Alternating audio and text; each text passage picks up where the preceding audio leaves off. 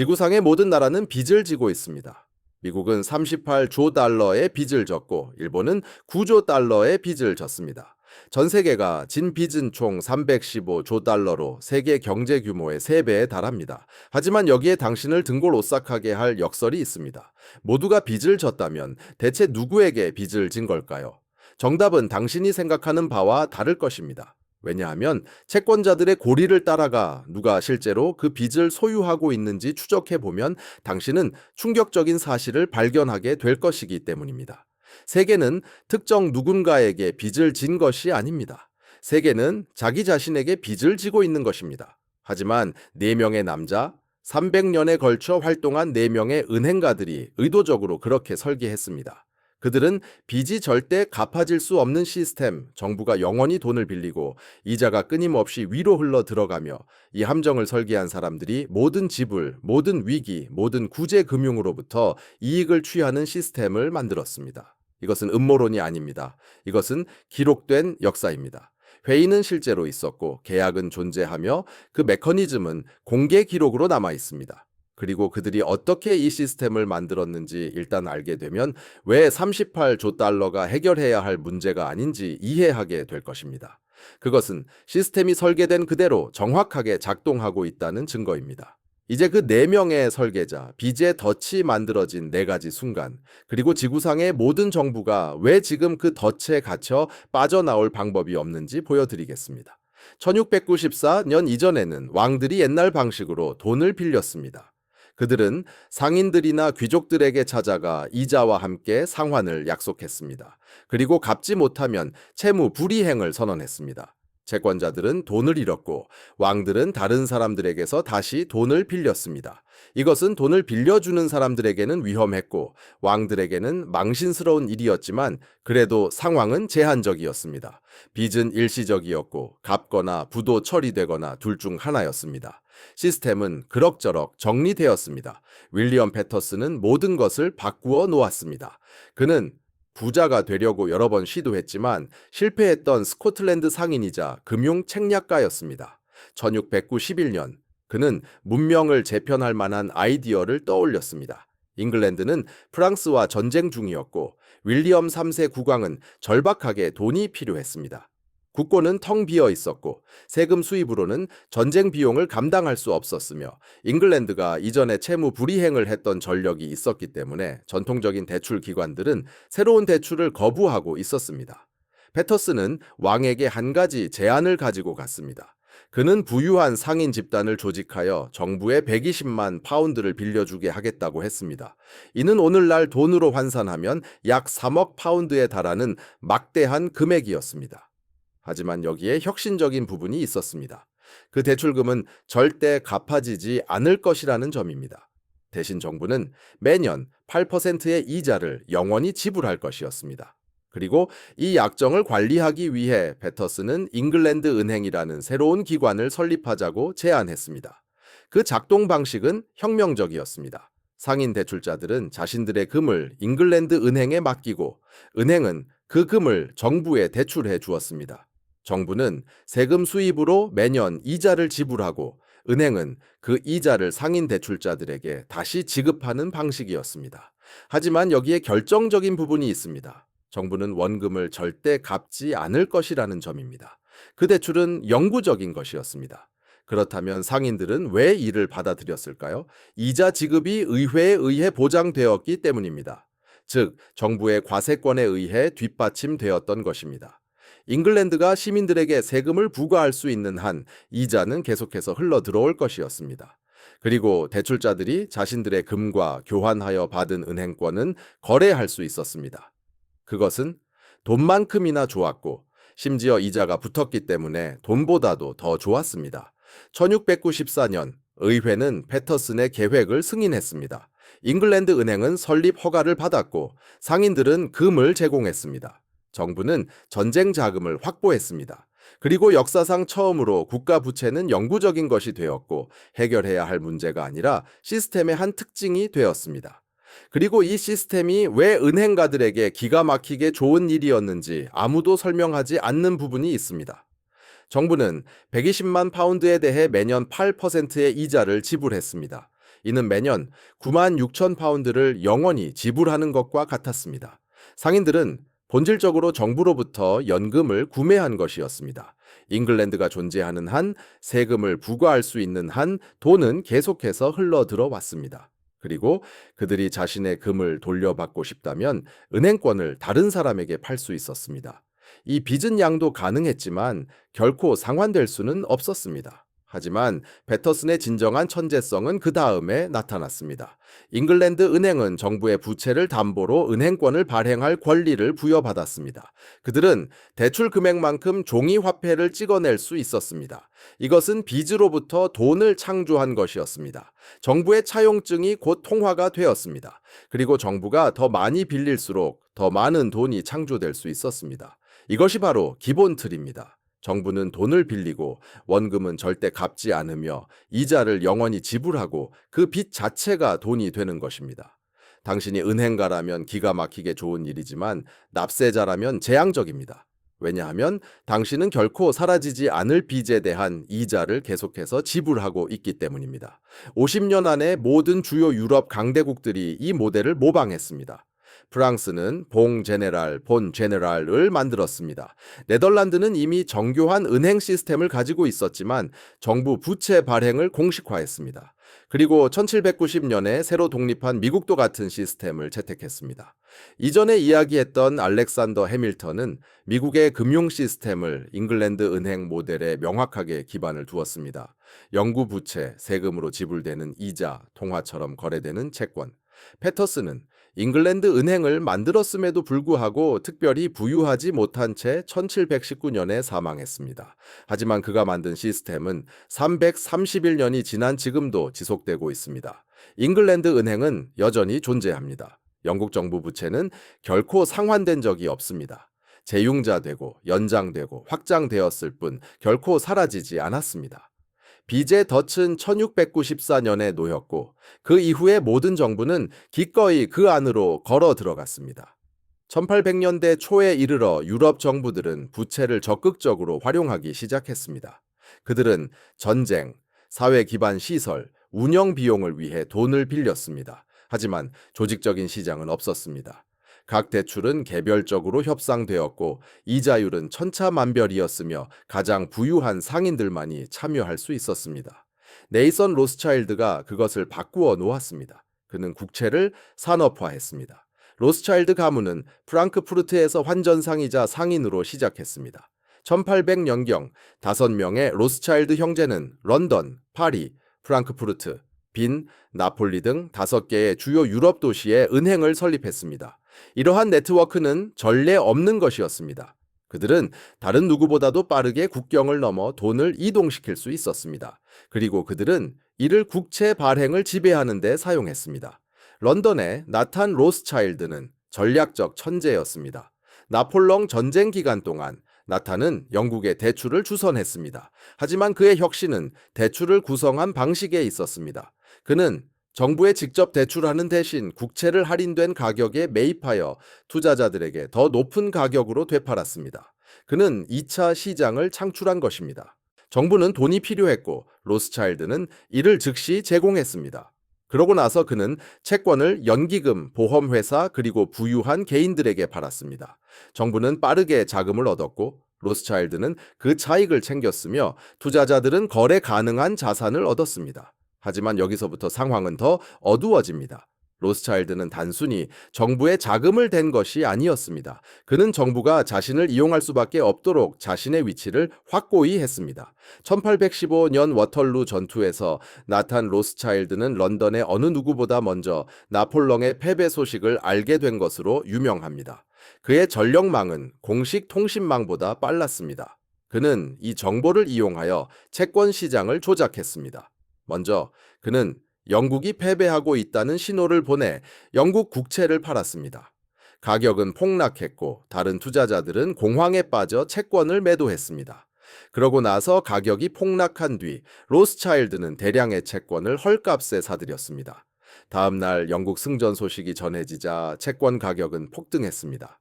로스차일드는 오늘날 우리가 내부자 거래라고 부를 법한 행위가 아니라 정보를 통제하고 시장 타이밍을 조절하여 수백만 달러를 벌어들였습니다.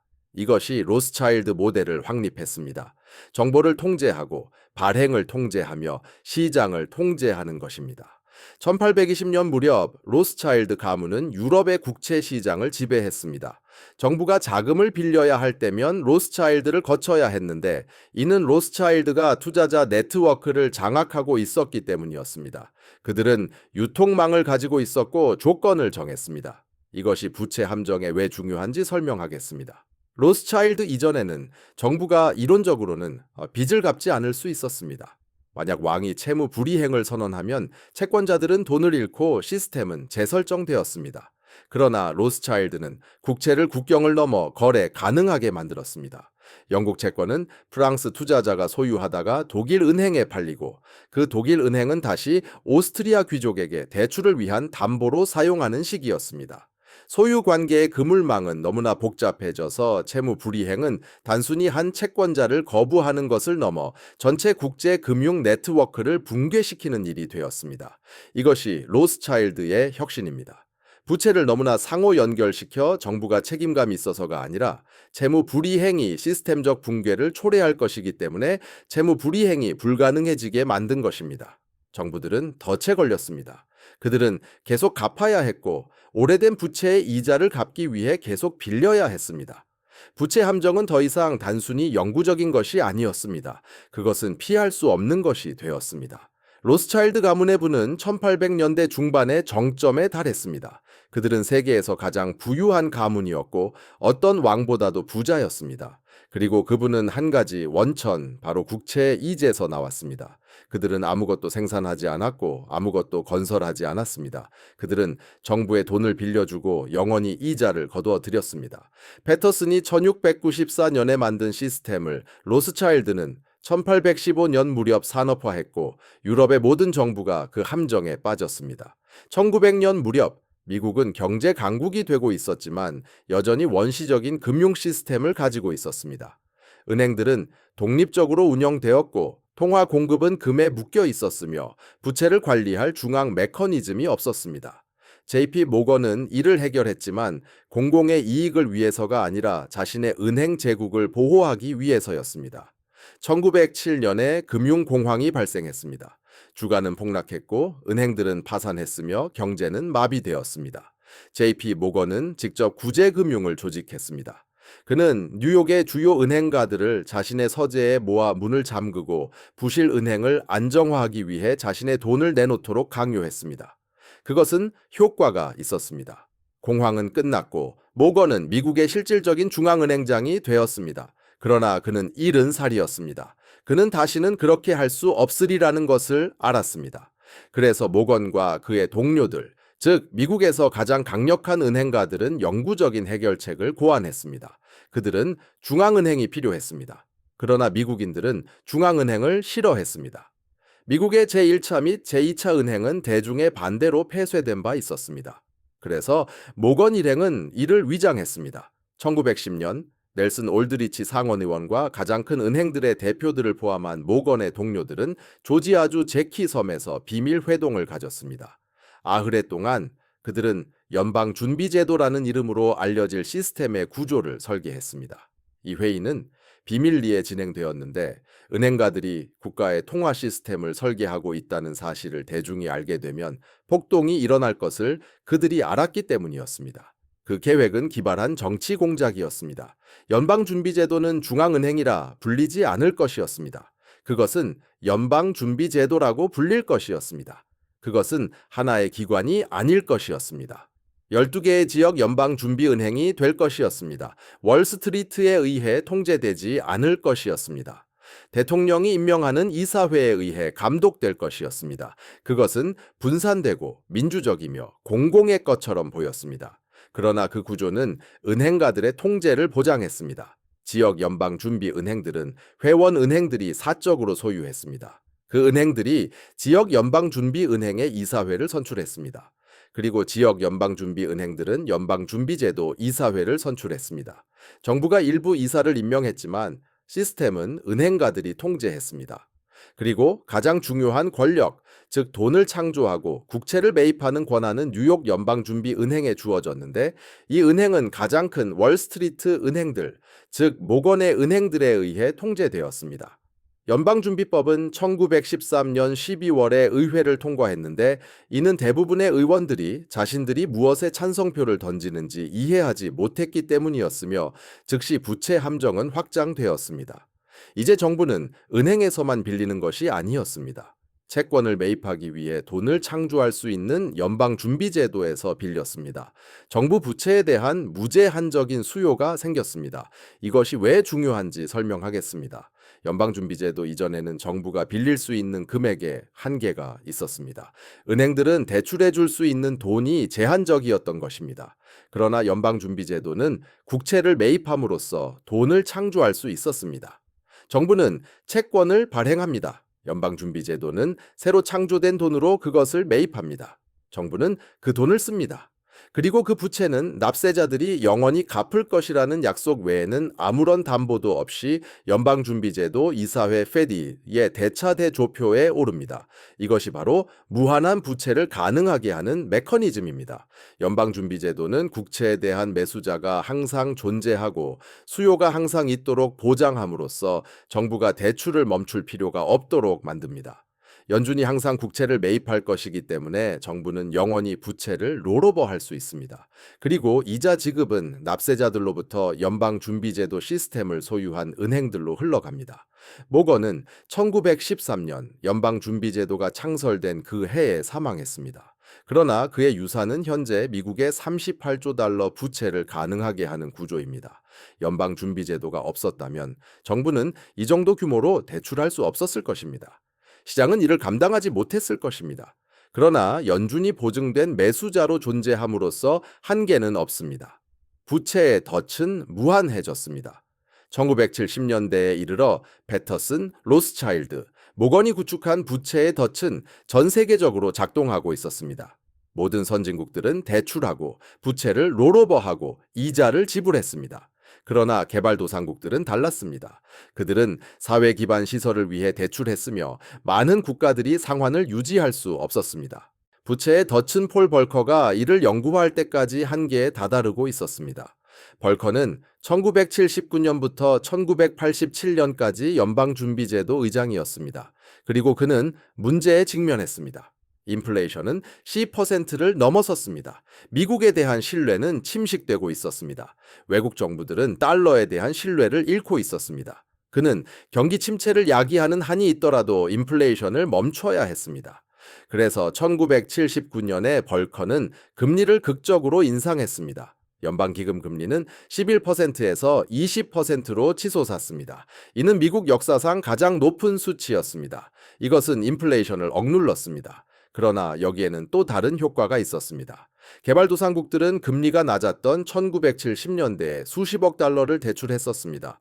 이제 그 대출금들은 만기가 되었고 금리는 3배로 뛰었습니다. 멕시코는 800억 달러를 빚지고 있었고 브라질은 600억 달러를, 아르헨티나는 400억 달러를 빚지고 있었습니다. 그리고 그들은 갚을 수 없었습니다. 이자만으로도 그들의 수출 수익을 초과했습니다. 1982년 8월 멕시코는 채무 상환을 할 수 없다고 발표했습니다. 채무 불이행이었습니다. 이는 전 세계적인 금융 붕괴를 촉발했어야 했습니다. 미국 은행들이 그 돈의 대부분을 대출해 주었습니다. 만약 멕시코가 채무 불이행을 선언했다면 시티은행, 뱅크 오브 아메리카, 체이스 맨해튼 모두 막대한 손실을 입었을 것입니다. 일부는 파산할 수도 있었습니다. 전체 은행 시스템이 위기에 처했습니다. 벌커는 이를 방치할 수도 있었습니다. 은행들이 손실을 감수하게 할 수도 있었습니다. 시장이 자정작용을 하도록 내버려 둘 수도 있었습니다. 그러나 그는 그렇게 하지 않았습니다. 대신 그는 국제통화기금 IMF를 통해 구제금융을 조직했습니다. IMF는 멕시코, 브라질, 아르헨티나 및 다른 국가들에게 미국 은행들에 대한 이자 지급을 계속할 수 있을 만큼의 돈을 대출해 주었습니다. 이 대출금들은 구조조정 대출이라고 불렸으며 조건들이 붙어 있었습니다. 그 조건들은 가혹했습니다. 정부들은 지출을 줄이고 국영 자산을 민영화하며 시장을 외국인 투자에 개방하고 통화 가치를 절하해야 했습니다. 본질적으로 이자 지급을 계속하기 위한 돈과 맞바꿔 경제 주권을 해체해야 했습니다. 그리고 여기에 핵심이 있습니다. IMF 대출은 부채를 줄이지 않았습니다.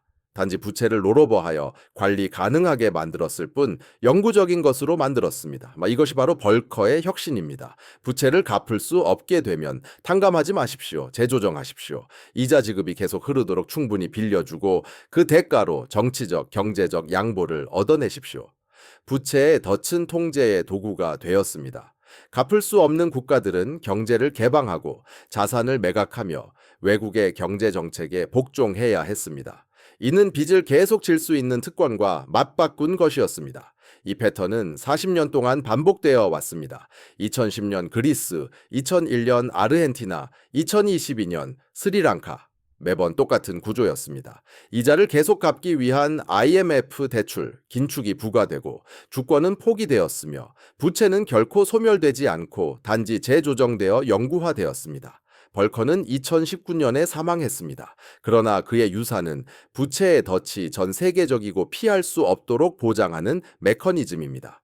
국가들이 갚을 수 없을 때조차 채무 불이행을 허용하지 않습니다. 그들은 영구적인 채무 상태로 재융자됩니다. 그리고 이자는 채권자들에게 계속해서 흘러갑니다. 똑같은 은행들, 똑같은 기관들, 패터슨이 1694년에 만들었던 바로 그 시스템입니다. 이제 이 4명의 설계자들이 부채가 무한하고 탈출이 불가능한 시스템을 어떻게 구축했는지 보여드리겠습니다. 패터슨의 모델부터 시작합니다. 정부는 대출하고 영원히 이자를 지불하며 원금은 결코 갚지 않습니다. 로스차일드의 혁신을 더합니다. 부채를 전 세계적으로 거래 가능하게 만듭니다. 그래서 채권자가 한 명이 아닙니다. 그것은 거미줄과 같습니다. 채무 불이행은 시스템을 붕괴시킵니다. 모건의 메커니즘을 더합니다. 중앙은행들이 돈을 창출하여 국채를 매입합니다. 무제한적인 수요입니다. 정부는 항상 더 많은 돈을 빌릴 수 있습니다. 벌커의 덫을 더합니다. 국가들이 갚을 수 없을 때 탕감하지 말고 재조정하며 이자 흐름을 유지합니다. 그 결과가 바로 오늘날 우리가 가진 것입니다. 전 세계적으로 315조 달러의 부채입니다. 정부 부채, 기업 부채, 가계 부채, 그중 어느 것도 결코 상환되지 않을 것입니다. 모든 부채는 이자를 지불합니다. 그리고 모든 부채는 금융 시스템을 통해 연결되어 있습니다. 그래서 어디에서든 채무 불이행이 발생하면 모든 곳의 붕괴를 위협합니다. 여기에 구체적인 메커니즘이 있습니다. 미국 정부는 38조 달러의 부채를 발행합니다. 누가 이 부채를 소유하고 있을까요? 약 20조 달러는 미국 국민이 소유하고 있습니다. 연기금, 뮤추얼 펀드, 보험회사, 은행, 그리고 연방준비제도입니다. 이 기관들은 국채를 안전자산으로 여기기 때문에 매입합니다. 그러나 이 채권들은 연간 약 1조 달러의 이자를 지급합니다. 그런데 그 이자는 세금에서 나옵니다. 즉, 납세자들이 정부에 돈을 보냅니다. 정부는 그 돈을 채권 보유자들에게 보냅니다. 채권 보유자들은 대부분 부유층이 소유한 기관들입니다. 이는 노동자들로부터 자본으로 매년 영원히 이루어지는 이전입니다. 나머지 18조 달러는 정부 자신에게 빚지고 있는 것입니다. 사회보장 신탁기금, 메디케어 신탁기금입니다. 정부는 이 프로그램들로부터 돈을 빌려 쓰고 그 돈을 지출했습니다. 이제 정부는 자기 자신에게 빚을 지고 있지만 궁극적으로는 납세자들이 빚을 지고 있는 것입니다. 왜냐하면 사회보장기금이 그 채권들을 상환해야 할 때 정부는 세금을 인상하거나 더 많은 돈을 빌려야 하기 때문입니다. 그것은 눈가림에 불과합니다. 그러나 이자는 상관없이 계속 흐릅니다. 이제 이를 전 세계적으로 확대해 봅시다. 일본은 9조 달러를 빚지고 있으며 대부분 일본은행 내 일본 기관들에게 빚지고 있습니다. 유럽은 14조 달러를 빚지고 있으며 대부분 유럽은행들과 유럽중앙은행 ECB에 빚지고 있습니다. 중국 역시 국영은행들이 떠안고 있는 막대한 국내 부채를 지고 있습니다. 모든 나라가 이와 똑같은 시스템으로 돌아가고 있으며 서로 얽히고 설켜 있습니다. 일본은 미국 국채를 보유하고 미국은 국제통화기금 IMF를 통해 유럽 채권을, 유럽은 세계은행을 통해 개발도상국 부채를 지고 있습니다. 이 모든 것이 돌고 도는 순환의 고리인 셈이죠. 모두가 서로에게 빚을 지고 있는 형국입니다. 그리고 이자는 그 부채를 관리하는 기관들로 흘러 들어갑니다. 이러한 시스템이 결코 끝나지 않는 이유가 여기에 있습니다. 만약 미국이 38조 달러에 달하는 부채를 모두 갚는다면 통화량은 붕괴하고 말 것입니다. 정부가 돈을 빌릴 때 달러가 발행되기 때문입니다. 부채를 갚아버린다면 그 달러는 사라져 버리는 것이죠. 디플레이션, 경기 침체, 경제 붕괴로 이어질 것입니다. 그러므로 정부는 절대 부채를 청산할 수 없습니다. 계속해서 돈을 빌리고 상환을 연장하며 이자를 지불해야만 합니다. 전 세계적으로도 마찬가지입니다. 모든 정부가 부채를 갚는다면 전 세계 통화량은 3분의 2 가량 줄어들 것입니다. 그러면 무역을 할 돈조차 부족해져 시스템은 마비될 것입니다. 그러니 부채는 없앨 수 없는 것입니다. 애초에 구조적으로 필요하도록 설계된 것이죠. 그렇다면 누가 이득을 볼까요? 바로 이 부채를 보유한 기관들입니다. 블랙록, 뱅가드, 스테이트 스트리트, 피델리티 같은 곳들이죠. 이러한 자산 운용사들은 수십조 달러를 운용합니다. 이들은 타인의 돈, 즉 연기금, 퇴직 계좌, 보험료 등으로 국채를 매입하여 이자를 거둬들입니다. 미국 부채에서만 매년 약 1조 달러, 거기에 일본, 유럽 등 전 세계에서 발생하는 이자까지요. 매년 1조 달러에 달하는 이자 지급액은 납세자들로부터 채권 보유자들에게로 흘러갑니다. 이것은 역사상 가장 큰 부의 이전이며 지속적이고 구조적이지만 세금이라 불리지 않아 대부분의 사람들에게는 보이지 않는 것입니다. 부채 상환 서비스라고 불리죠. 하지만 그 작동 방식은 똑같습니다. 노동자들은 돈을 내고 기관들은 거둬들이며 부채는 결코 줄어들지 않습니다.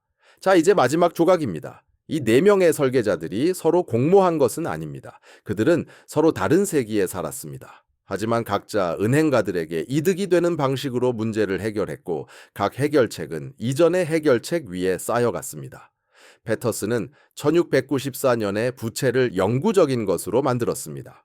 로스차일드는 1815년에 부채를 전 세계적인 것으로 만들었죠.